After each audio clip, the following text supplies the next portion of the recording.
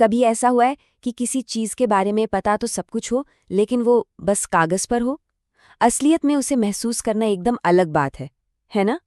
आज हम बस इसी सफर पर निकलने वाले हैं, एक डायग्राम से आगे, एक डिजिटल दुनिया में। तो ये फर्क है कैसा?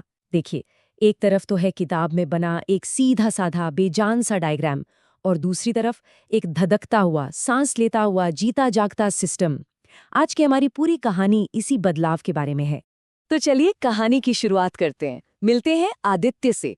आदित्य अपनी ज्योग्राफी की क्लास में बैठा है और सच कहूं तो बोर हो रहा है। सामने किताब में एक ज्वालामुखी का डायग्राम है। अब देखिए, ज्वालामुखी कितना पावरफुल आइडिया है ना? लेकिन वो डायग्राम उसे देखकर लग रहा था जैसे हकीकत से इसका कोई लेना देना ही नहीं। उसकी किताब में ज्वालामुखी कैसा था? बिल्कुल साफ सुथरा, एकदम शांत, एक कोन जैसा, जिस पर कुछ तीर बने हुए थे और नाम लिखे थे। Magma chamber, went, crust. बस ये सिर्फ नाम थे, शब्द थे। इनमें कोई जान नहीं थी, कोई एहसास नहीं था। और आदित्य के दिमाग में बस यही चल रहा था कि इतनी जबरदस्त, इतनी ताकतवर चीज को बस कुछ लकीरों में कैसे बांध दिया गया है। और ये एक ऐसी फीलिंग है जिससे हम सब कभी ना कभी गुजरे हैं ना, जब पढ़ाई बस बेजान सी लगने लगती है। लेकिन फिर कहानी में आता है एक ट्विस्ट। टीचर क्लास में एक बहुत ही साधारण सा कार्डबोर्ड व्यूअर लेकर आते हैं, और यही वो चीज थी जो आदित्य का दुनिया देखने का नजरिया हमेशा के लिए बदलने वाली थी। यहीं से सफर शुरू होता है, कागज की दुनिया से, एक ऐसी दुनिया में जहां आप खुद उतर सकते हैं। आदित्य ने जैसे ही वो व्यूअर अपनी आंखों पर लगाया, बस क्लासरूम की सारी आवाजें कहीं गायब हो गईं। और उसकी आंखों के सामने क्या था? एक बहुत बड़ा विशाल ज्वालामुखी, और वो हवा में ठीक उसके ऊपर तैर रहा था। और फिर जो नज़ारा उसने देखा वो तो कमाल का था। ज्वालामुखी की ढलानों पर जमी हुई लावा की लकीरें बिल्कुल नसों की तरह, चोटी से धीरे धीरे उठता हुआ धुआं, और वो चमकते हुए लावा की नदियां जो बहुत धीरे धीरे बह रही थीं। हवा में छोटी छोटी चिंगारियां भी थीं। ये सारी चीजें, ये डिटेल्स कोई भी किताब, कोई भी डायग्राम कभी नहीं दिखा सकता था। और बस यहीं पर आदित्य सिर्फ एक तमाशा देखने वाला नहीं रहता। वो अब उस नज़ारे को बार बार देखने लगता है और ये समझने की कोशिश करता है कि ये जो कुछ भी हो रहा है, ये कोई अचानक हुई घटना नहीं है, बल्कि इसके पीछे एक पूरा प्रोसेस है, एक पूरी प्रक्रिया है जिसे समझा जा सकता है। और यहीं से असली जादू शुरू होता है। उसका दिमाग अब पैटर्न्स ढूंढने लगता है। सबसे पहले उसने देखा कि लावा कुछ खास रास्तों पर ही बह रहा है।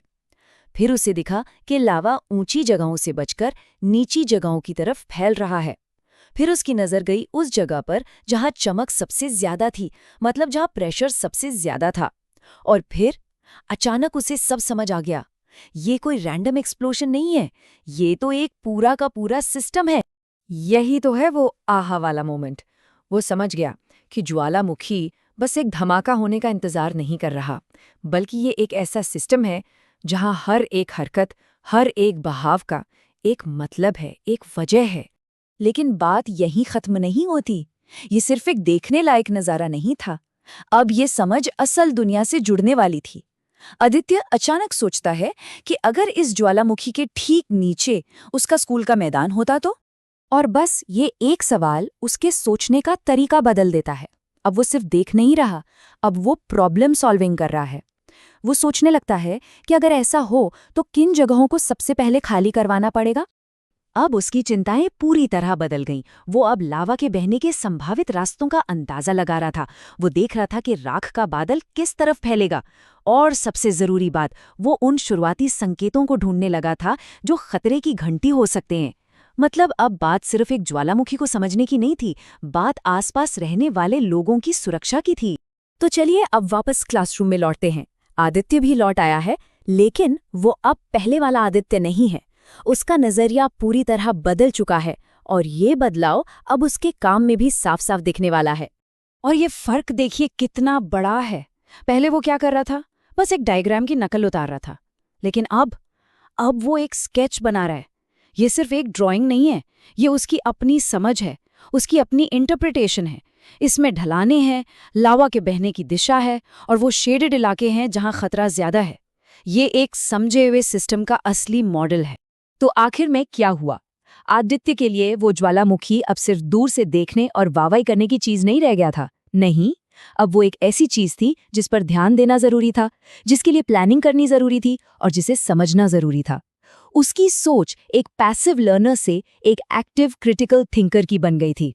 तो ये कहानी हमें आखिर में एक बहुत ही दिलचस्प सवाल के साथ छोड़ जाती है कि जब हम किसी चीज को दोबारा देखने की हिम्मत करते हैं, सिर्फ देखने के लिए नहीं बल्कि सच में समझने के लिए, तो हमें असल में क्या दिखाई देता है।